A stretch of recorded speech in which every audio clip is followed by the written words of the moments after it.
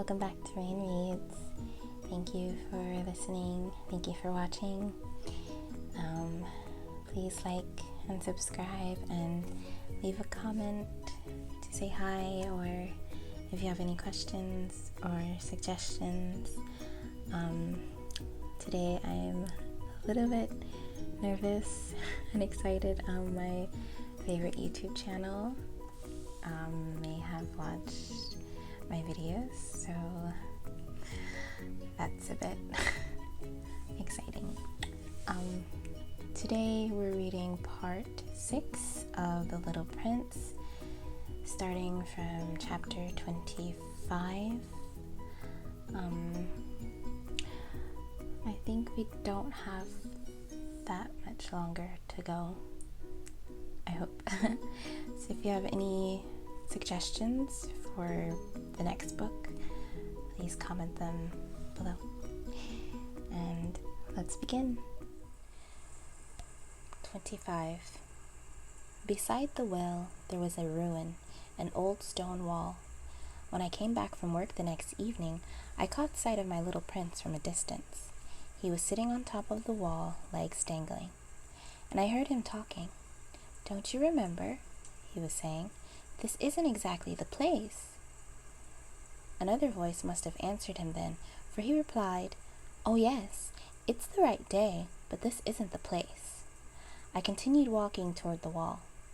I still could neither see nor hear anyone, yet the little prince answered again, "Of course. You'll see where my tracks begin on the sand. Just wait for me there. I'll be there tonight."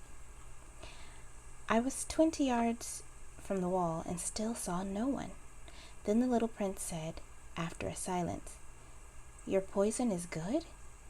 You're sure it won't make me suffer long?" I stopped short, my heart pounding, but I still didn't understand. "Now go away," the little prince said. "I want to get down from here." Then I looked down toward the foot of the wall and gave a great start. There, coiled in front of the little prince, was one of those yellow snakes that can kill you in 30 seconds. As I dug into my pocket for my revolver, I stepped back, but at the noise I made, the snake flowed over the sand like a trickling fountain, and without even hurrying, slipped away between the stones with a faint metallic sound. I reached the wall just in time to catch my little prince in my arm, his face white as snow. "What's going on here? You're talking to snakes now?" I had loosened the yellow scarf he always wore. I had moistened his temples and made him drink some water, and now I didn't dare ask him anything more. He gazed at me with a serious expression and put his arms around my neck. I felt his heart beating like a dying bird's when it's been shot. He said to me, "I'm glad you found what was the matter with your engine. Now you'll be able to fly again." "How did you know?" I was just coming to tell him that I had been successful beyond all hope. He didn't answer my question. All he said was, "I'm leaving today too." And then sadly, "It's much further. It's much more difficult."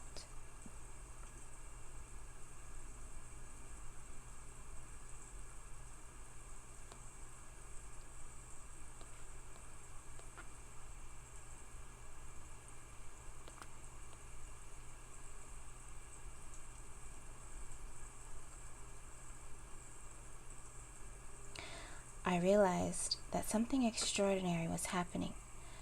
I was holding him in my arms like a little child, yet it seemed to me that he was dropping headlong into an abyss, and I could do nothing to hold him back. His expression was very serious now, lost and remote. "I have your sheep, and I have the crate for it, and the muzzle." And he smiled sadly. I waited a long time. I could feel that he was reviving a little. "Little fellow, you were frightened." Of course he was frightened. but he laughed a little. "I'll be much more frightened tonight." Once again, I felt chilled by the sense of something irreparable, and I realized I couldn't bear the thought of never hearing that laugh again. For me, it was like a spring of fresh water in the desert. "Little fellow, I want to hear you laugh again."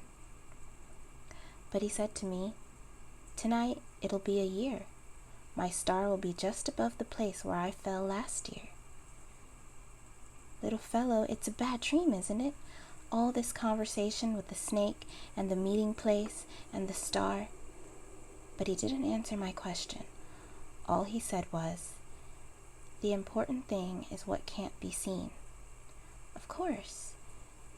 It's the same as for the flower. If you love a flower that lives on a star, then it's good, at night, to look up at the sky. All the stars are blossoming. Of course. It's the same for water. The water you gave me to drink was like music, on account of the pulley and the rope. You remember, it was good. Of course. At night, you'll look up at the stars. It's too small where I live for me to show you where my star is. It's better that way. My star will be one of the stars for you, so you'll like looking at all of them. They'll all be your friends. And besides, I have a present for you." He laughed again. "Ah, little fellow, I love hearing that laugh." "That'll be my present, just that. It'll be the same as for the water." "What do you mean?" "People have stars, but they aren't the same. For travelers, the stars are guides. For other people, they're nothing but tiny lights. And for still others, for scholars, they're problems. For my businessmen, they were gold. But all those stars are silent stars. You, though, you'll have stars like nobody else." "What do you mean?" "When you look up at the sky at night, since I'll be living on one of them, since I'll be laughing on one of them, for you it'll be as if all the stars are laughing. You'll have stars that can laugh." And he laughed again. "And when you're consoled, everyone eventually is consoled, you'll be glad you've known me. You'll always be my friend. You'll feel like laughing with me, and you'll open your window sometimes just for the fun of it, and your friends will be amazed to see you laughing while you're looking up at the sky. Then you'll tell them, 'Yes, it's the stars. They always make me laugh.' And they'll think you're crazy. It'll be a nasty trick I played on you." And he laughed again. "And it'll be as if I had given you, instead of stars, a lot of tiny bells that know how to laugh." And he laughed again. Then he grew serious once more. "Tonight, don't come. I won't leave you. It'll look as if I'm suffering. It'll look a little as if I'm dying. It'll look that way. Don't come to see that. It's not worth the trouble. I won't leave you." But he was anxious. "I'm telling you this on account of the snake. He mustn't bite you. Snakes are nasty sometimes. They bite just for fun." "I won't leave you." But something reassured him. It's true they don't have enough poison for a second bite. That night, I didn't see him leave. He got away without making a sound. When I managed to catch up with him, he was walking fast, with determination. All he said was, "Ah, you're here," and he took my hand. But he was still anxious. "You were wrong to come. You'll suffer. I'll look as if I'm dead, and that won't be true." I said nothing.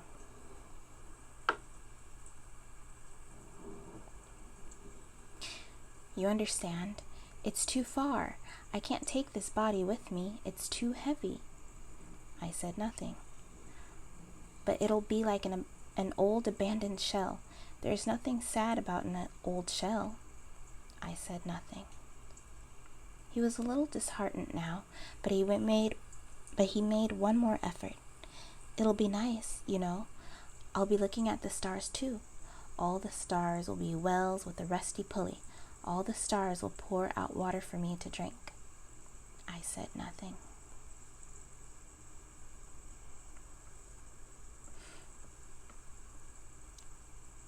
And it'll be fun. You'll have 500 million little bells. I'll have 500 million springs of fresh water. And he too said nothing because he was weeping. Here's the place. Let me go on alone. And he sat down because he was frightened. Then he said, "You know, my flower, I'm responsible for her, and she's so weak and so naive. She has 4 ridiculous thorns to defend her against the world."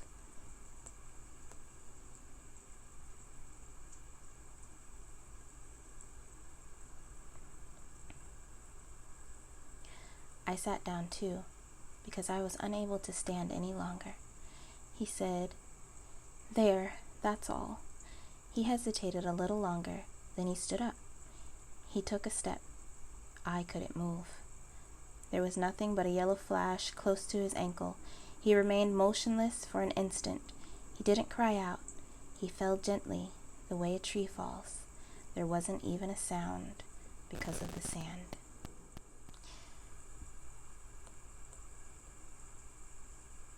"26. And now, of course, it's been 6 years already.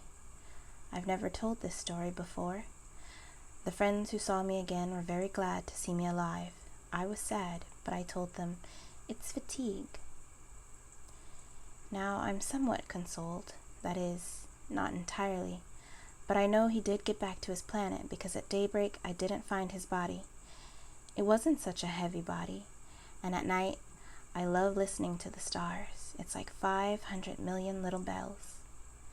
But something extraordinary has happened. When I drew that muzzle for the little prince, I forgot to put in the leather strap. He could never have fastened it on his sheep. And then I wondered, what's happened there on his planet? Maybe the sheep has eaten the flower. Sometimes I tell myself, of course not.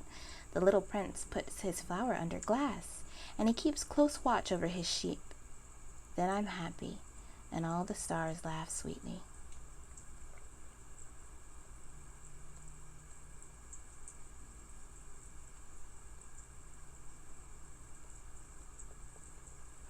Sometimes I tell myself, anyone might be distracted once in a while, and that's all it takes. One night he forgot to put her under glass, or else the sheep got out without making any noise during the night. Then the bells are all changed into tears. It's all a great mystery, for you who love the little prince too. As for me, nothing in the universe can be the same if somewhere, no one knows where, a sheep who we never saw has or has not eaten a rose. Look up at the sky. Ask yourself, has the sheep eaten the rose or not? And you'll see how everything changes. And no grown-up will ever understand how such a thing could be so important.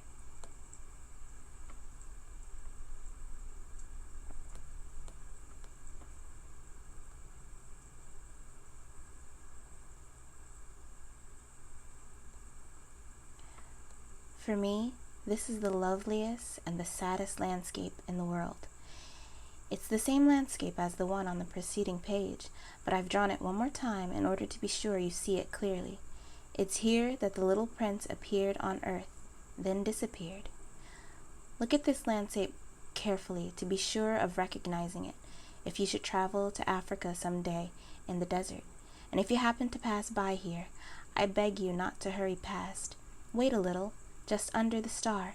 Then if a child comes to you, if he laughs, if he has golden hair, if he doesn't answer your questions, you'll know who he is.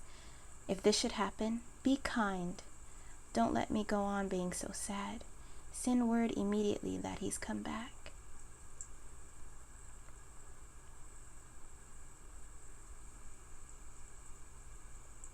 The end. And that's the end of The Little Prince. Thank you so much for listening, for following along. This is my very first set of stories. I chose this book because I know that a lot of people do know this book, of my target audience, English learners. So I thought it would be a good idea to read a book that is a bit popular. I have never read this book before, so this was a little journey. The ending was very sad, but I really liked it, and I'm glad I got the chance to read it.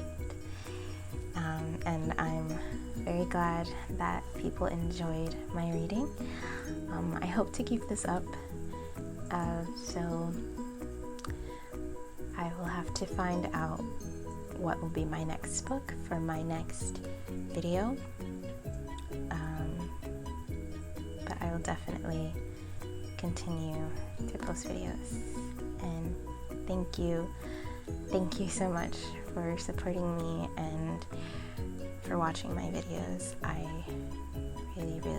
really appreciate it, and I didn't expect so much support, so I'm very happy. Thank you. If you have any suggestions for books that you want to be read, or if you have any questions about the story that we already read, any vocabulary words you didn't understand, or anything like that, any suggestions for how I'm making my videos so far, I appreciate all feedback, so post it in the comments. Books that I read can be from almost any genre. I want to keep the channel PG-13, so nothing explicit. It doesn't have to be children's books. I can read mystery books or science fiction or poetry, anything. I love to read. So if you have any suggestions or any requests, please post them in the comments. Thank you. Bye.